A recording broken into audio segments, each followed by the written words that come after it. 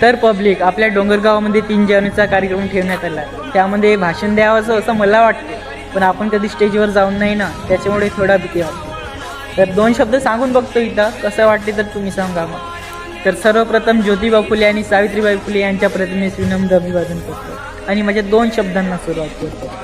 आता तुम्ही म्हणत असाल की याने ज्योतिबा फुलेचं नाव का बरं घेतलं पहिलं असेल, तर सांगायचं एवढंच, ज्योतिबा फुलेंनी सावित्रीबाई फुलेंना शिकवलं नसतं तर आज पहिल्या महिला शिक्षिका सावित्रीबाई फुले झाल्याच नसत्या. पण जेवढं सावित्रीबाई फुलेंनी केलं तेवढं ज्योतिबा फुलेंनी सुद्धा केलं. पण आपण म्हणतो ना नेहमी लेडीज फर्स्ट, पण त्या लेडीजच्या मागे एक जेंट्ससुद्धा असतो, त्याला आपण अनदेखा करतो. मी कंपॅरिझन करत नाही, पण सांगत आहे थोडं असं. पण असो तो बाहेरचा पार्ट आहे. तर आता एक गोष्ट मला सांगावीशी वाटते की आपल्या समाजाबद्दल आपल्या लोकांना ना छान कपडे लावून गावावर मिरवणूक काढण्यात इंटरेस्ट आहे, पण तिथं जाऊन 2 भाषण ऐकण्यात इंटरेस्ट नाही. का तर टाईम वेस्ट कोणाचंच होत नाही.